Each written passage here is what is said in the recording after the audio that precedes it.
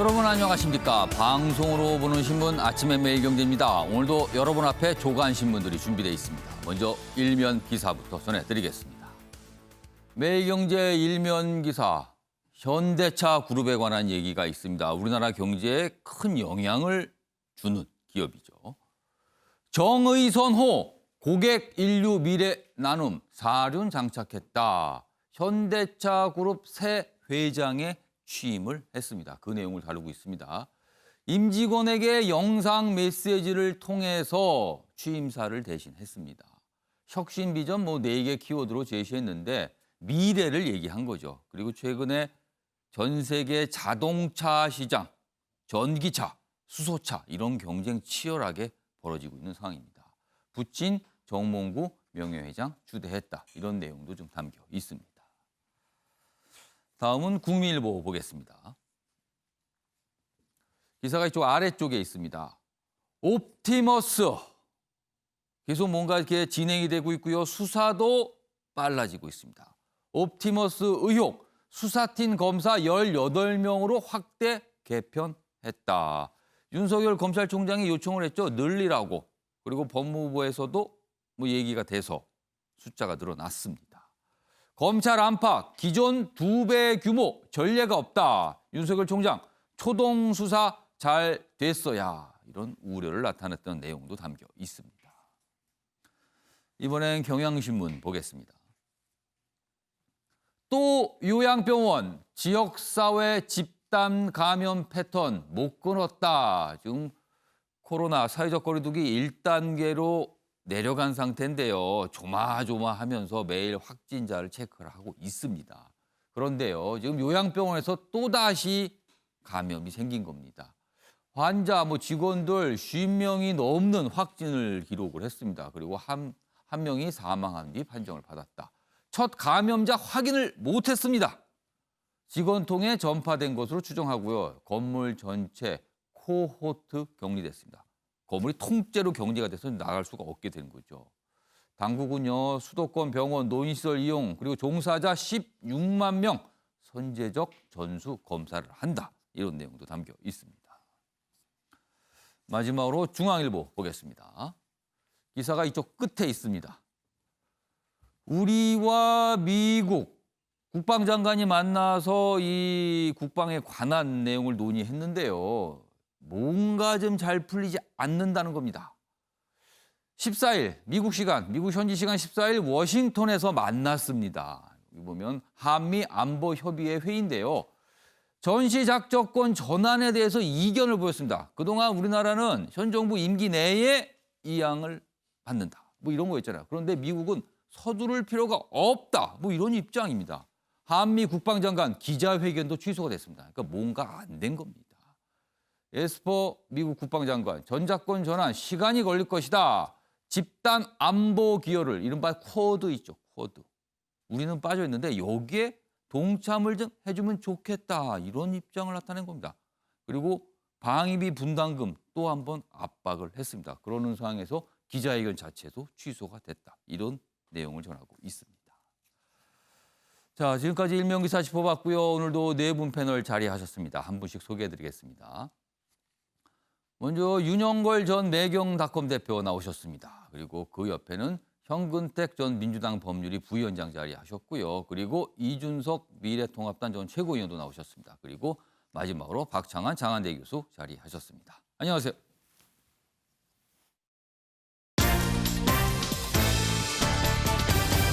오늘 다룰 주요 이슈들을 정리했습니다. 아침을 여는 키워드 4가지가 화면에 있습니다. 첫 번째 키워드는 국감에 나올까? 물음표입니다. 지금 옵티머스 사태와 관련해서 핵심 인물로 꼽히죠. 이모 전 청와대 행정관. 여야 합의로 국정감사 증인으로 채택이 됐습니다. 그러나 나올 것인가? 아닐 것인가? 여러 가지 얘기가 있습니다. 그리고 두 번째 키워드는요. 임대차법 부메랑입니다. 임대차법 시행이 될 때 좀 논란이 있었죠. 그리고 몇 가지 우려되는 바, 이런 일이 있을 수 있다라는 얘기가 있었는데 이런 임대차법을 어떻게 보면 이끌고 온 거죠. 홍남기 경제부총리 그 우려를 본인이 그대로 지금 겪고 있는 상황입니다. 또 지금 기사로 다뤄지고 있고요. 세 번째 키워드는 우연일까? 최근에 한동훈 검사장과 관련된 어떤 자리 이동 조치가 있었는데 올해 들어서 3번이나 있었다. 뭐 이런 내용입니다. 그리고 마지막 키워드는 중국 자부심. 여당 지도부 내에서 중국과 관련된 어떤 국가적 자부심을 얘기를 했어요. BTS와 관련해서입니다. 좀 적지 않이 논란이 좀 일고 있습니다. 자, 그럼 아침에 매일 경제 본격적으로 출발하겠습니다. 첫 번째 이슈는 옵티머스 펀드 관련된 내용입니다. 지금 뭐 연일 기사가 나오고요. 신문마다 그 신문인만 취재를 한 내용들이 일면에 실리곤 하고 있습니다. 지금요. 자, 전체적으로 어제 모든 신문이 공통적으로 다루고 있는 내용입니다. 옵티머스 그리고 라임 침묵을 깬 문재인 대통령 청와대 수사 적극 협조하라 이런 말이 나왔습니다. 검찰 수사 급물살을 탈지 관심이다. 왜냐하면 대통령이 이런 얘기를 했으니까요. 옵티머스 검찰 수사팀 강화됐고요. 그리고 특수통 검사들이 투입이 된다. 뭐 이런 내용이 있습니다. 그리고 금품수수 금감원 전 국장 어제 압수수색이 이루어졌죠. 그리고 검찰 소환 조사도 됩니다. 정관계 로비 의혹 수사 확대다. 그리고 출입 기록 공개 거부했던 청와대 어제 대통령 지시를 소개를 했습니다. 요청 땐 제출한다. 이런 입장도 나왔습니다. 관련된 기사 하나 더 보겠습니다. 청와대 CCTV 영상 제공 거부했다. 어제 이런 보도들이 좀 있었거든요. 그리고 어제 신문에 많이 좀 실렸죠. 그 보도 후에 문재인 대통령 수사 협조하라. 이런 지시가 나왔다. 이런 내용입니다. 뭐 의혹이 점점 커지고 있죠. 여러 가지 또 얘기도 나오니까 정면 돌파를 선택한 거 아니냐. 그리고 전체적으로 봤을 때 큰 문제가 없다는 판단을 한 것 아니냐. 이런 분석들도 오늘 좀 나오고 있습니다. 문재인 대통령 지시 후 청와대는 출입 기록 제출하겠다. 이런 입장을 냈습니다. 자, 그럼요. 어제 청와대 대변인이 이와 관련해서 한 설명이 있습니다. 들어보겠습니다. 문재인 대통령은 검찰의 엄정한 수사에 어느 곳도 성역이 될 수 없다면서 빠른 의혹 해소를 위해 청와대는 검찰 수사에 적극적으로 협조하라고 지시했습니다. 청와대는 검찰이 라임 수사와 관련해 출입 기록 등을 요청하면 검토해서 제출할 계획입니다. 자, 윤영걸 전 대표님. 지금 뭐 굉장히 좀 사안들이 여러 갈래로 지금 뭔가 조금씩 나오고 있고요. 그리고 사안 자체가 좀 복잡하고 합니다만 역시 핵심 인물, 뭔가를 알 수 있을지 모른다. 이런 생각이 드는 핵심 인물은 청와대 민정실에서 근무를 했던 이모 전 행정관입니다. 지금 여야 합의로 국정감사 증인으로 채택이 됐거든요. 그 내용 좀 보겠습니다. CG입니다. 화면입니다.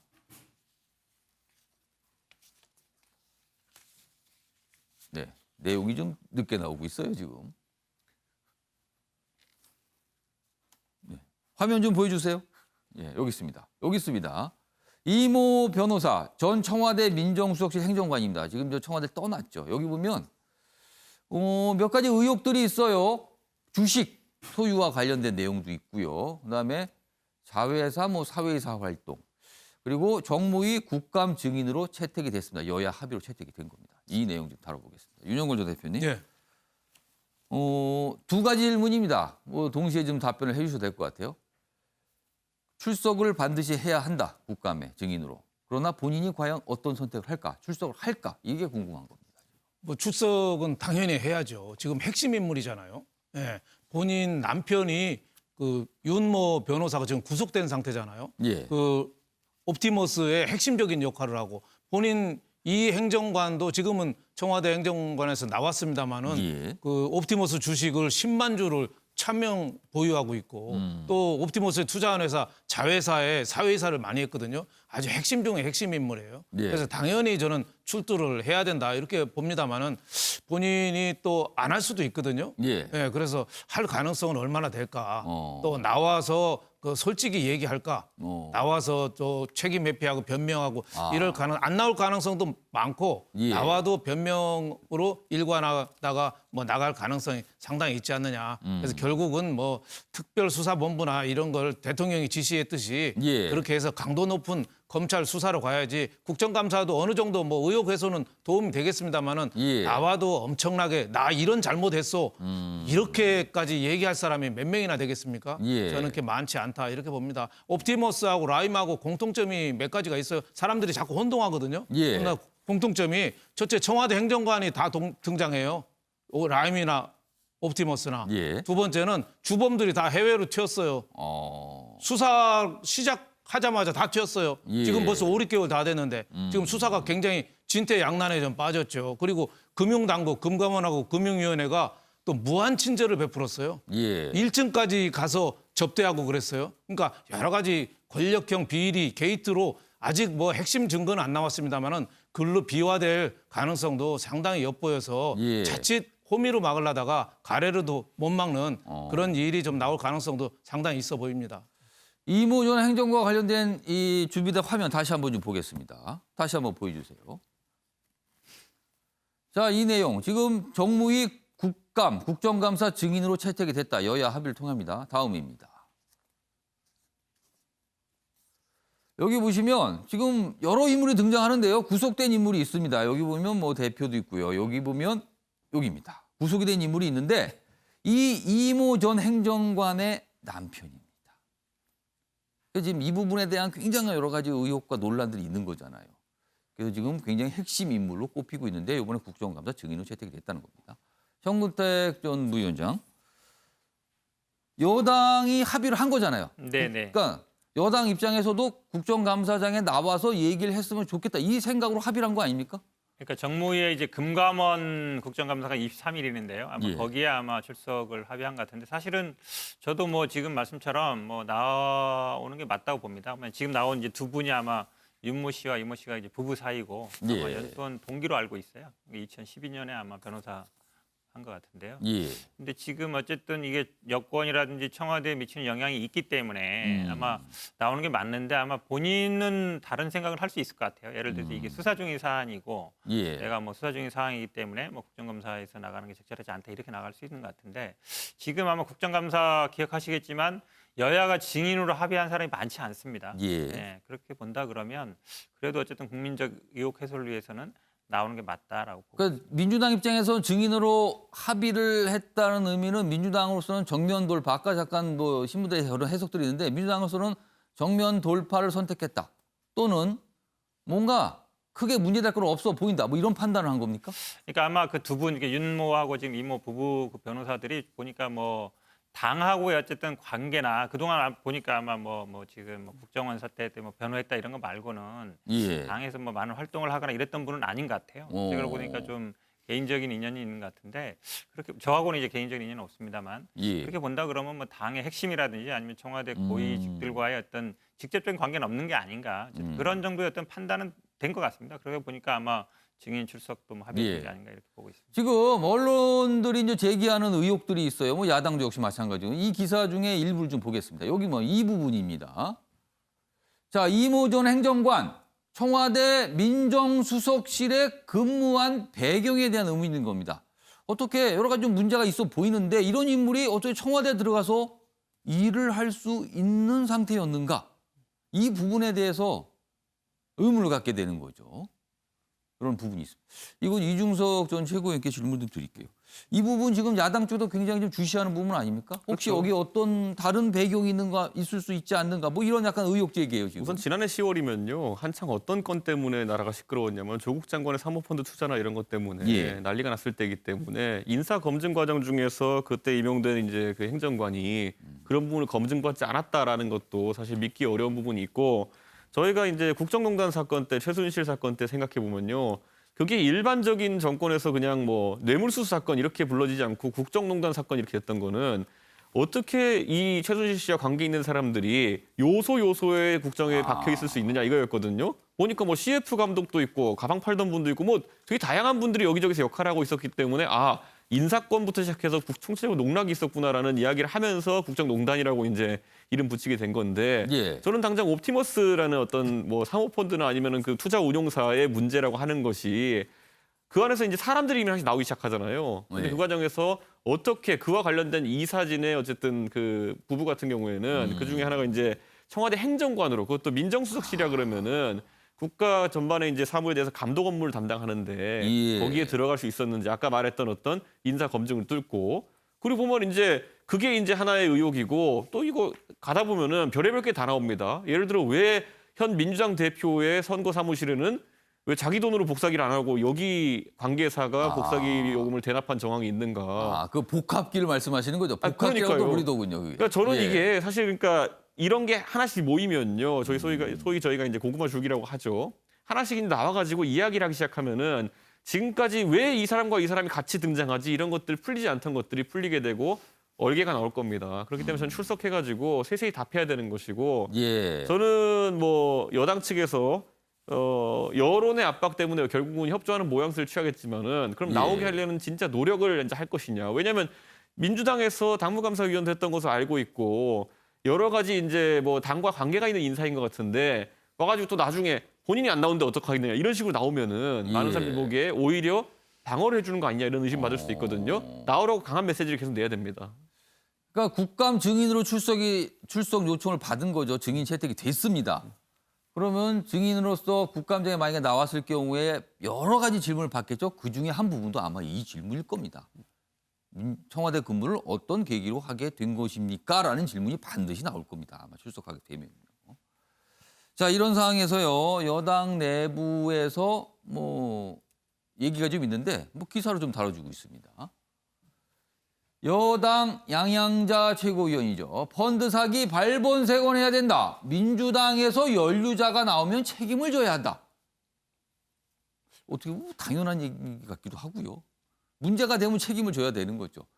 그러나 이제 상황이 사가는 만큼 이 얘기가 뭐 그렇게 간단하게만은 들리지 않는다. 뭐 이런 내용입니다. 자, 그럼요. 관련 영상부터 확인해 보겠습니다. 철저한 수사가 진행되어야 하겠지만 지금까지 드러난 확인된 사실만 놓고 봐도 금융당국의 통렬한 반성과 성찰이 필요할 것으로 보입니다. 만약 우리 당에서 이 펀드들에 연루된 사람들이 나타나면 그 사람들도 책임을 지게 될 것입니다. 자, 박찬호 교수님. 네. 또 당에서 연루된 사람이 나오면 책임을 지게 될 것이다. 뭐 어떻게 보면 당연한 얘기예요, 사실은요. 근데 이 당연한 얘기가 글쎄요, 굉장히 좀 뭔가 의미심장하게 들리기도 하는 때입니다, 지금요. 네. 우리가 이제 과거에 정경유착 그러면은 대기업과 정치인의 결탁만 얘기를 했습니다. 예. 근데 이건 정경유착의 상위고리고요. 정경유착의 하위고리를 보면은 여러분 다 기억하시다시피 5공화국의 장영자 이철희 사건부터 시작해서 역대 정권마다 이 투자 사기 사건들이 계속 있었어요. 예. 근데 이거는 국민의 공분을 사는 굉장히 큰 사안이거든요. 그러니까 권력이 소위 레임덕이나 이 도덕성이 무너지는 계기점이 되는 것들이 이 투자 사기 사건입니다. 근데 여기에 권력이나 또는 여당의 권력자가 결탁돼 있다. 이럴 경우가 이제 굉장히 큰 정권의 이제 소위 붕괴로 이어지는 사안들이 많았거든요. 좀 그런 점에서 양양자 최고위원이 아까 이제 그 이모 전 행정관 청와대에 들어가던 계기라든지 당과 가까워지게 된 계기 여기에 누가 밀어준 거 아니냐라고 하는 의혹이 있었기 때문에 만약에 정말로 밀어준 거라면 이 부분 털고 가야 된다 이런 얘기인 거고 예. 그동안에 이제 개혁을 추진하는 과정에서 정권의 도덕성이 계속 논란이 되어 왔는데 만약에 이번 문제마저도 유야무야 넘어가거나 아니면 결정적인 어떤 흠결이 나온다면 예. 문재인 정부의 도덕성에 정말 치명타를 가게 되거든요. 좀 그런 점에서 이전 사건과는 다르다. 이전 사건은 개혁을 추진하는 과정에서 일부의 반발이 소위 신상털기가 있었다면 예. 이번 사건은 말 그대로 5공학부터 시작되는 소위 투자 사기 사건, 대형 투자 사기 사건의 연속성에 있기 때문에 예. 이 부분을 갖다가 이 부분을 해결하지 못하면 예. 문재인 정부의 도덕성에 임계점이 달할 수 있다. 이런 위기감이 반영이라고 볼 수도 있는 거죠. 자, 청와대에서도 수사에 적극 협조하겠다. 그리고 검찰의 특수통을 포함한 검사 인력이 보강이 됐습니다. 그리고 여야 합의로 핵심 인물에 대한 증인 채택이 있었습니다. 뭔가 진행이 되고 있습니다. 중요한 거는 이럴 때 항상 중요한 거는 진실입니다. 정확한 내용이 과연 무슨 일이 있었던 것인가? 그 당시에 뭐가 진행이 됐었던 것인가? 이 부분을 밝혀내는 그게 가장 중요한 내용이 아닐까 합니다. 자, 이 내용 뭐 이 정도로 좀 마무리하겠습니다.